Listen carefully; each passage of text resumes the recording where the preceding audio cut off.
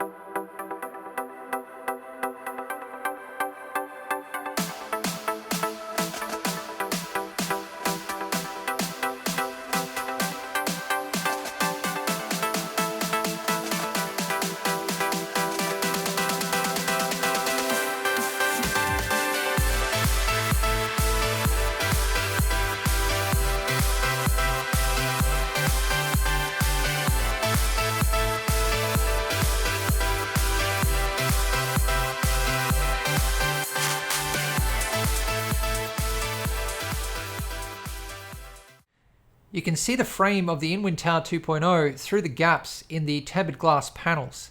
And so the idea with the blue chrome is to have it shining through these gaps, and we also wanted it to be kind of bright enough and reflective enough to be visible through the tempered glass. Unfortunately, the camera doesn't really pick up the silver chrome underneath the blue. It's always the way with these special effects. The plan for Zirconium's case mods is a full dual-loop manifold or distribution plate mounted centrally in the frame of the case, with components mounted on both sides. On this side, we're going to have the motherboard mounted in its stock position, but we are going to move it down a little bit to make more room for the top radiator, and move it towards the back of the case a little bit as well to make more room for the front radiator. Because on the right-hand side of the motherboard, we're going to have a set of bits power hexagonal reservoirs.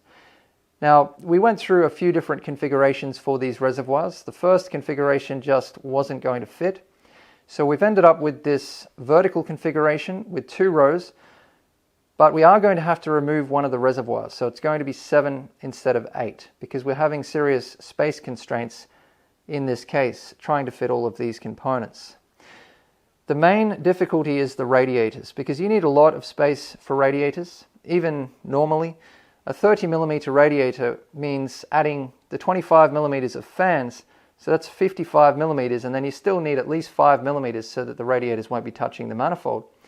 Because normally you can hang the radiators down in front of the motherboard tray, and even the motherboard. But because we're mounting the manifold in the center of the case, we can't do this at all. The radiators are going to come down and almost touch the manifold at the top and also at the front. So initially we wanted to get obviously the thickest radiators that we could, and we're using Hardware Labs black ice, so it was going to be 54mm. But now with the space constraints that we have, we're probably going to have to go below this. But we are upgrading to 420mm radiators, both on the top panel and on the front panel. So this means we need to build new mounts for the radiators, which we're doing on a CNC router. And the top one is a little bit difficult. I'll get to that later in the build log. Due to all of the shapes that are on the top panel, we've had to kind of put that into CAD from a photo and then scale it up and then move the mounting holes around a little bit for the 420mm radiator, because this case is obviously designed for 2 360mm radiators and it doesn't have the extra mounting holes. So also on the front here, there's going to be a D5 pump on the bottom right hand side, and the PSU is going to be mounted underneath the manifold, and there's going to be a PSU shroud as well. On the back side, we're going to have the GPUs, the RTX Titans, and we've just done a sketch here. None of this is actually to scale, it's just some scribble to help us to think things out. To the left of that, exactly opposite the first set, we're going to have another set of bits power hexagonal reservoirs and a D5 pump exactly opposite the first D5 pump. The fill and drain systems are also going to be exactly opposite each other. So this makes for a fairly unique and interesting manifold, because having components mounted on both sides and exactly opposite each other means that the loops need to run over the top of each other, which means you need more than 2 layers. And then also considering we need a cable layer, this manifold is going to be multi-layered, and we're not sure how many layers yet, but I'd say it's going to be above 4 layers. Now the loop design and component layout took us only a day, even the CAD. So in one day we pretty much had the loop planned out and we finished the loop layer. And what I wanted to do for the loop, because everything is opposite, I wanted to keep it fully symmetrical, and also wherever the loops flow, I wanted them both to be opposite each other. So we'll take a look at the loop shortly, but I came up with a plan to keep them completely opposite all of the way around. Interestingly enough, the challenge for this mod, the biggest challenge, is fitting the manifold into the frame. Because normally when you have a box, a square case, you can just take a photo from the side and then scale it in CAD, and that gets you very close. But due to the strange angles on this case, we couldn't use this technique, and we've had to make many templates to try to fit the manifold, to bolt it to the frame. because the mounting system is extremely important. The manifold itself will be about 8 kilograms, but with all of the components mounted to it, it's probably going to be closer to 25 to 30 kilograms. So that's a lot of weight on those mounts. So yeah, it needs to be very strongly bolted directly to the frame, and it's lucky that we have a nice big strong frame to work with. So we're going to mount it here, here, and here in the center, but down in this corner there's nowhere to mount it, so we have to come up with something for that, because we definitely can't just leave it hanging in that corner with all of the weight. So we're on to our third template. The first one I made by hand. The second two we had to make on a router because we were getting very close and we needed the accuracy. And we think on the third one that we're going to be close enough to only do one more, which will be the first manifold prototype itself. So it's interesting that working inside of this frame, inside of an existing case, is more difficult, at least when doing a full manifold, compared to just designing a case from the ground up. Because we've obviously done this before, and designing a case it's really quite simple with the experience that we have on our team, because you have the freedom to kind of just do whatever you want to a certain extent. So the next step now, we're just waiting on the final template, well hopefully the final template, to come off the CNC router out of production. So this is the third one. And then we're going to fit that into the frame, and then we'll be able to do the CAD for our mounting system. After that, we'll move on to the final layers, so the cable layer and also the mounting layer. So the mounting layer on the back is going to be quite complex for the GPUs because they're going to be vertically mounted and they're going to have to be recessed back inside of the manifold. So there's a few things there that we're still unsure of, and yeah, we need to work on that part of the design. You're now looking at the CAD for the loop layer of the manifold, and we've added in some of the components for dimensions, of course. So the bits power hexagonal reservoirs, one of the D5 pump tops, and the GPUs. We haven't added in the motherboard yet, but obviously it's going to sit over here roughly in the stock position. We're going to move it down a little bit and a little bit towards the back to make some more room for the radiators. So as I've mentioned, I wanted to maintain as much symmetry as possible throughout the entire loop design. I wanted to maintain the concept of everything being opposite. The components are opposite. The bits power hexagonal reservoirs, the D5s, the fill and drain ports, the GPUs are opposite to the motherboard. And so I wanted the loops to be as well, because they need to be on opposite sides, the two loops, and so you need to have many layers for that anyway for the manifold, because the loops need to cross over each other. So as soon as the loops cross over each other, you need to have more than two layers anyway. So I thought, well, why don't we just maintain that symmetry throughout?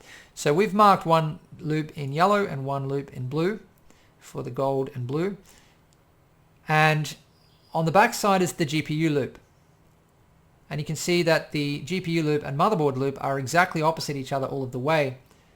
And we decided to do parallel for the GPUs. So there is, one separate tube there, but then it comes back again. And then the motherboard loop separates off here. And the reason it stops here and here is because, I won't talk about this too much yet, but we are designing a custom water block for the Asus ROG Zenith Extreme Alpha. So this is going to give us the ability to use absolutely no tube in this build, and there will be minimal fittings as well. There will be just a few fittings to connect to the radiators, and then just a few fittings, probably D-plugs, to connect the reservoirs to the manifold. And we're thinking about actually connecting all of the reservoirs to the manifold because you can block the reservoirs off from the inside of the res. This means this configuration will be fully configurable. You'll be able to swap the colors. Right now we have alternating yellow and blue mirrored, but you can do yellow here, blue here. You can do series, parallel, just completely change the colors and do anything you want with the reservoir configuration if we connect all of the ports to the manifold and design it like that. So that's an exciting idea that we would like to go ahead with. So looking from this angle, you can see how we're going to be connecting the radiators, because the manifold being in the center, this means that one radiator port is here and the other one is here. So we have to connect the radiator in here, and then it also needs to come out the opposite side as well. So it definitely makes for an interesting manifold design. And where the loops cross over each other here, things do get pretty complex with the layers. So the loop at the top here, it looks like it's very thin and there's not enough flow, but we have plenty of width there. I think that is close to 20 millimeters of width. So we decided to start in the center and work our way out, because the loop layout, the component layout, is obviously the most important part for dimensions, and the loop is really the purpose of the manifold, so it's the core of the design. This is the difficult part. From here, it's just the two mounting layers on the motherboard side and the GPU side, and then there's going to be a cable layer, which we do have something very special planned for to save space massively, but we'll get to that later in the build log.